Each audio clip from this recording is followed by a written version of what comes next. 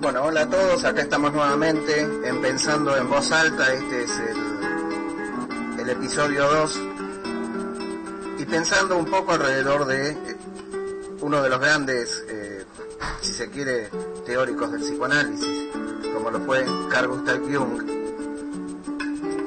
Él consideraba un concepto, que es un concepto muy interesante, que es el concepto de arquetipo. El arquetipo implica contenidos del inconsciente, conductas de lo inconsciente, que son potencialmente viables para el ser humano, es decir, una batería de arquetipos, cientos, miles de arquetipos, que son conductas probables del ser humano. Y generalmente los arquetipos están montados alrededor de figuras que son propias de las historias y de las sociedades humanas. El arquetipo del padre, el arquetipo de la madre, el arquetipo del hermano, el arquetipo del rey. Incluso algunos llegaban, o no llegaban, en realidad, digamos, es así. Las cartas del tarot, que tienen esas figuras tan atractivas, tan enigmáticas para todos, en realidad son arquetipos, digamos, porque representan figuras importantes en lo que es el alma y el psiquismo del ser humano. Pero lo cierto es que Jung planteaba algo que iba más allá, más interesante todavía, y es que los arquetipos no se eliminan, es decir, no pueden ser destruidos. Son formas psíquicas, son operaciones mentales que no pueden ser destruidas, que a lo sumo pueden llegar a ser reemplazadas. Es decir, que cuando un arquetipo pareciera haber desaparecido, ese arquetipo es reemplazado por otra cosa. Hoy por hoy, uno de los arquetipos que fue reemplazado, desde mi humilde opinión, es el arquetipo de la religión, donde el arquetipo de la religión fue reemplazado por el arquetipo de la ciencia. Si hoy la ciencia ocupa el espacio que antes ocupaba el lugar de la religión, pero no solamente ocupa ese espacio, sino que repite conductas, repite formas, repite modalidades, busca la verdad como supuestamente busca la religión. Es decir, se ha modernizado el concepto de religión y ahora se lo llama ciencia. Pero más allá de lo que muchos científicos o religiosos puedan opinar, obviamente seguramente ni unos ni otros van a estar de acuerdo con esta idea, es el hecho de que la idea en sí misma puede plantearse pura y exclusivamente porque existe lo que se llama el concepto de dualidad. Si el ser humano piensa dentro de un marco de lógica dual, en la cual solamente puede elegir una cosa o la otra, siempre en contradicción. Es decir, nunca una cosa puede ocupar dos espacios, el mismo espacio. Nunca dos cosas pueden ocupar el mismo espacio, sino que una tiene que reemplazar a la otra. Es decir, si es una cosa, no es la otra. Y desde este punto de vista, es interesante contemplar que precisamente lo que es el proceso de el campo de la psicología, por ejemplo, dentro de lo que es el desarrollo de este campo, sale originalmente de espacios que no son muy claros, ¿no? Espacios que lindan con la filosofía, espacios que lindan con la religión, y que Freud, aquel primer científico que logra de alguna manera diferenciar al campo de la psicología e integrarla al campo científico.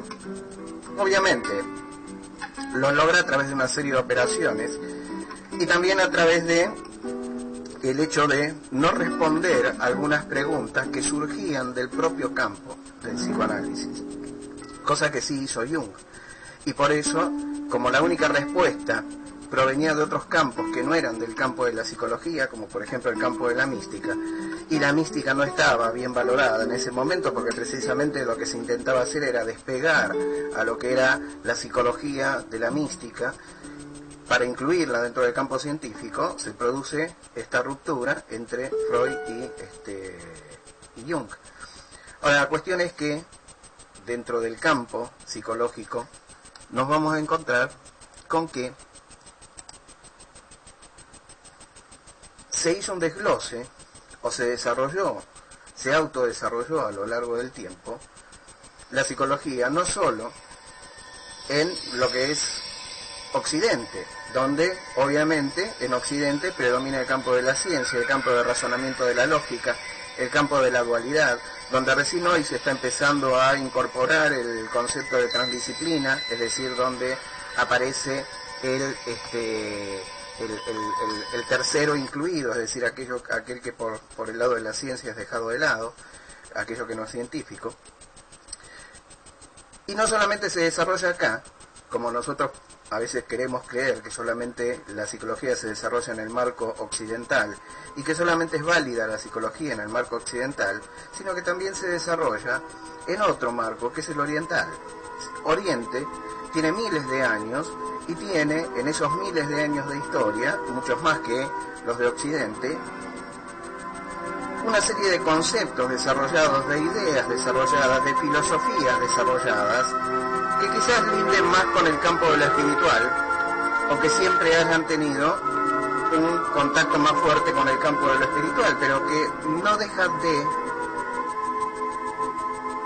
tener una certeza en referencia a lo que es el campo de lo psicológico, ¿sí?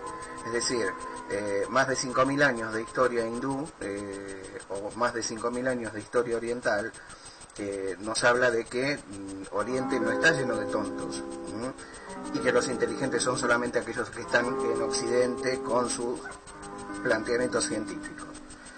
Entonces, sí ocurre que el campo de la psicología de Occidente toca un aspecto totalmente diferente del que toca la filosofía de Oriente.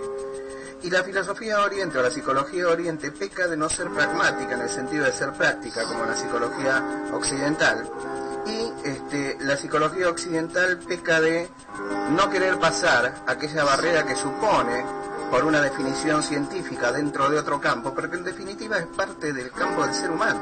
Es decir, el espíritu, o lo místico si se quiere, es parte de la historia del ser humano, por lo tanto es parte del ser humano, ¿sí? Es decir, como si nosotros dijéramos, bueno, vamos a estudiar el ser humano, pero no vamos a estudiar los dedos meñiques del ser humano porque quedan fuera del campo, no. Quedan dentro del campo de lo que es el ser humano. Entonces, en ese sentido, hubo un científico contemporáneo, si se lo quiere llamar científico, algunos lo llaman místico, depende, porque abarca todos los campos del conocimiento, no deja prácticamente nada fuera, que se llama Ken Wilber, y que plantea precisamente que ambas psicologías se complementan, es decir, la psicología oriental es la continuación de la psicología occidental. Y la psicología oriental no puede llegar a donde llega si no fuera por la psicología occidental. Es decir, ambas, en definitiva, describen el proceso completo del desarrollo del ser humano. Y en ese sentido, Wilber plantea, en uno de sus primeros libros, o en su primer libro, lo que se llama el proyecto Atman. El proyecto Atman implica, digamos, el proyecto del ser humano de llegar a ser Atman. Atman dentro del campo de la filosofía hindú o la psicología hindú es un estado de evolución del hombre en el cual no existe la dualidad. Es decir, vendría a ser lo que ellos consideran el fin del proceso del desarrollo del ser humano, ¿sí? Hoy estamos en el proceso de desarrollo de lo racional, a punto de pasar, si se quiere, como algunos dicen, a otros procesos. Sin embargo, digamos, el hombre puede llegar hasta ese estadio, ese estadio de desarrollo mental que es el Atman. Y el Atman, en definitiva, sería lo más cercano a lo que nosotros conocemos como Dios, porque no existe en ese estado la dualidad, ¿sí? Y esto no es algo que haya definido Wilber ahora, en estos días, o en este siglo, si se quiere. Él lo pensó. Esto es algo que viene desde hace miles de años, pensándose en Oriente, trabajándose en Oriente y teniéndose en cuenta como parte del desarrollo del hombre.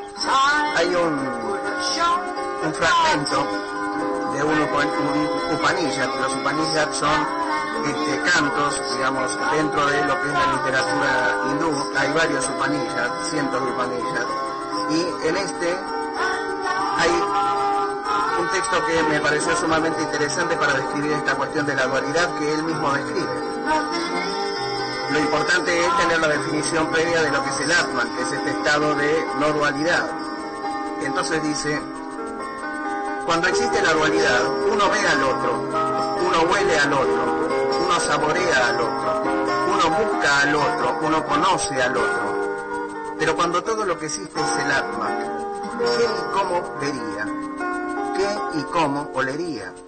¿Qué y cómo saborearía? ¿Qué y cómo hablaría? ¿Qué y cómo oiría? ¿Qué y cómo pensaría? ¿Qué y cómo tocaría? ¿Qué y cómo conocería a aquel por el que conoce todo? Del Atman solo podemos decir, no es esto, no es aquello. Es invasible, pero se puede tomar. Es indestructible, pues no se puede destruir. Es incapaz de ser atado, pues no se puede atar. No se le puede encadenar y no sufre miedo, no sufre daño. ¿Cómo conocer al conocedor? Ya has recibido la enseñanza, Maitreyi. Tal es la inmortalidad. Lo interesante de esto es que en realidad resuelve la cuestión de la dualidad.